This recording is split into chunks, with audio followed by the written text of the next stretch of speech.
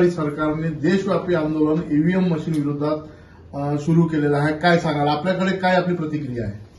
बघा, जे काही निवडणुकीमध्ये परिणाम आले आहेत राज्यामध्ये, तीच परिस्थिती या विधानसभा क्षेत्रामध्ये झालेली आहे, मोरगाव अर्जुनी मतदारसंघ. आणि याचे अनेक उदाहरणं देता येईल.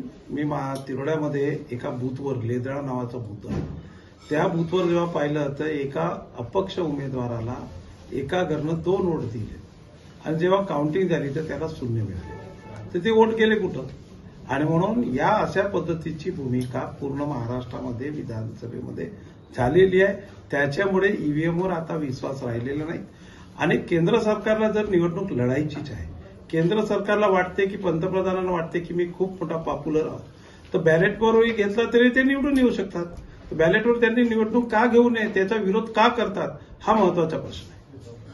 आपण साकोली जिल्ह्याची, साकोली क्षेत्रातली गोष्ट बोलत आहे तर नानाजी पटोले हे फक्त 208 मतांनी आले. आधी त्यांचा पराभव झाला होता, नंतर बॅलेट पेपर मतमोजणी झाली तर 208 मतांनी ते निवडून आले. काय सांगाल? बघा, नानाभाऊ पटोले ज्या पद्धतीनं आपल्या मतदारसंघामध्ये काम करत होते, अनेक गरीबातले गरीब लोकांना आर्थिक मदतीपासून सगळ्या गोष्टी करत आहेत, परंतु एवढा त्यांचा पराजय होऊ शकत नाही हे मतदारसंघातले लोक बोलतात. परंतु ईव्हीएममुळे झाला आहे.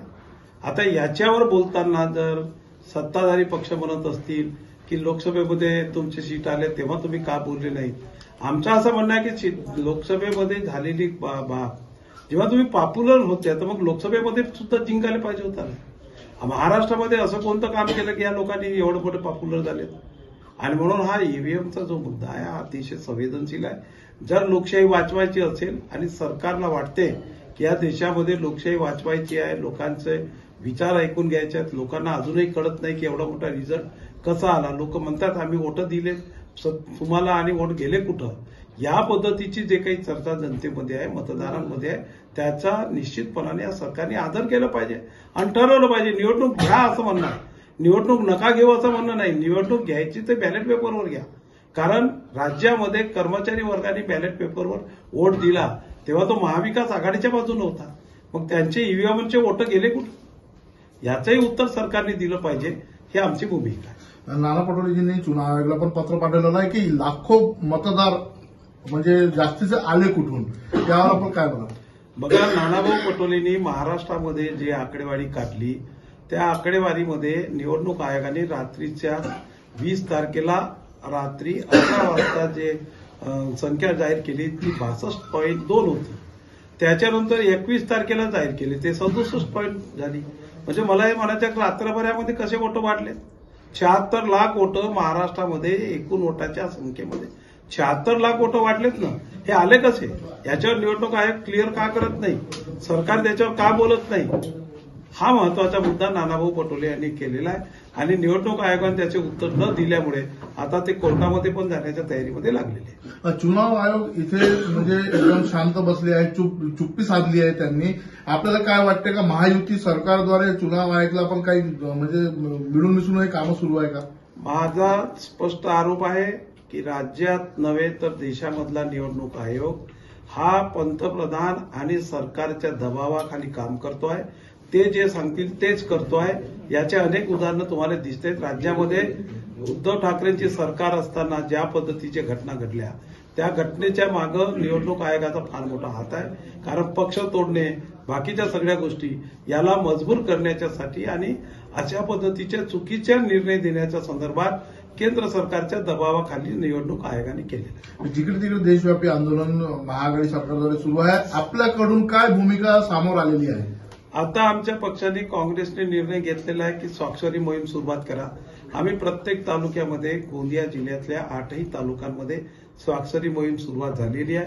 20 तारखेपर्यंत स्वाक्षरीचे पत्र आमच्याकडे आले की स्टेटला पाठवू आणि त्याच्यानंतर स्टेटनी जो काही ठरवेल त्या पद्धतीची पुढची भूमिका आमची ठरलेली आहे. स्वाक्षरी मोहीम सुरुवात झालेली आहे.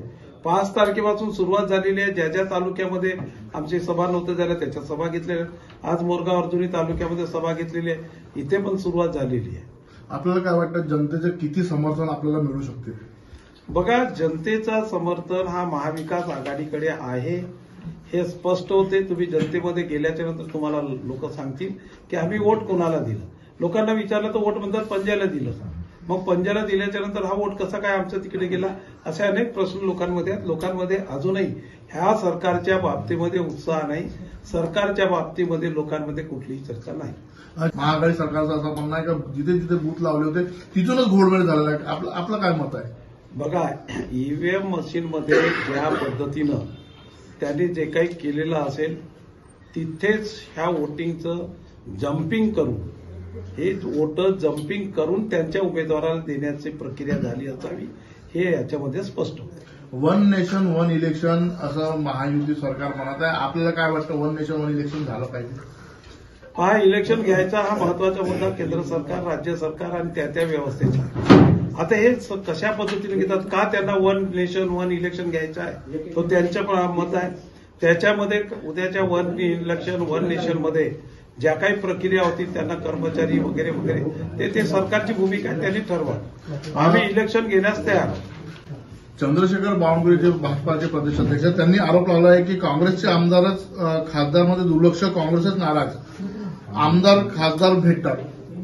बघा, सरकार स्थापन झाल्याच्या नंतर सरकार कोणाची आहे हा विषय नसतो, पण मतदारसंघाचे प्रश्न सोडवण्याच्यासाठी मंत्री असो, प्रधानमंत्री असो किंवा राज्यामध्ये मुख्यमंत्री असो, हा सरकारच्या बाबतीमध्ये उत्साह नाही, सरकारच्या बाबतीमध्ये लोकांमध्ये कुठलीही चर्चा नाही. सरकार स्थापन झाल्याच्या नंतर सरकार कोणाची आहे हा विषय नसतो, पण मतदारसंघाचे प्रश्न सोडवण्याच्यासाठी मंत्री असो, प्रधानमंत्री असो किंवा राज्यामध्ये मुख्यमंत्री असो यांना भेटावंच लागेल.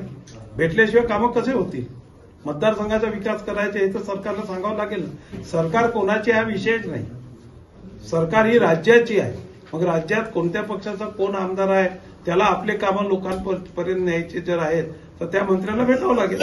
आणि भेटणं म्हणजे हे काय कुठेतरी आपसात काही वाद आहे किंवा कोणीतरी तिकडे सत्ताधारीकडे जात आहेत हा विषय जो कोणी चंद्रशेखर बावनकुळे बोलला. चंद्रशेखर बावनकुळे हा आहे काय आम्हाला माहित आहे ना, कोण आहे तो, किती शिकला हेही माहित आहे, पण आता सत्ता आहे म्हणून मोठा झाला आणि म्हणून अशा पद्धतीचे जे काही वाक्य बोलत असतात ते चुकीचे. विरोधी पक्ष संपवण्याचा डाव आहे असे नानाभाऊ पटोले यांनी बोलले आहे. आपण काय बोलाल?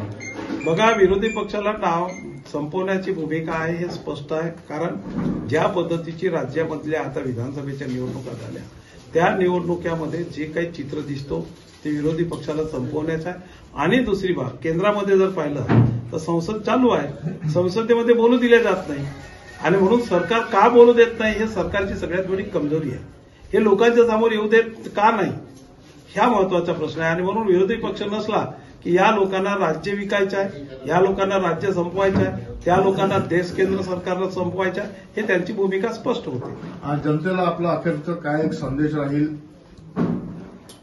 पूर्ण महाराष्ट्रातील जनतेला जे काही माझा संदेश आहे आणि माझ्या मतदारसंघातील मोरगाव अर्जुनी मतदारसंघातील आणि जिल्ह्यातील जनतेला एवढं संदेश आहे की महाराष्ट्रामध्ये जे महायुतीची सरकार बनलेली आहे ती अवैधरित्या बनलेली आहे, जनतेच्या कौलवर बनलेली नाही. आणि या सरकारकडून फक्त अपेक्षा एवढंच करता येईल की तुम्ही जनतेचे काम केलं पाहिजे आणि जनतेने हेच ठरवलं पाहिजे की त्यांच्या हिताचे काम या सरकारकडून होणं, त्याच्यासाठी जर होत नसतील तर रस्त्यावर येण्याचं काम जनतेने करावं, एवढीच माझी त्यांना विनंती.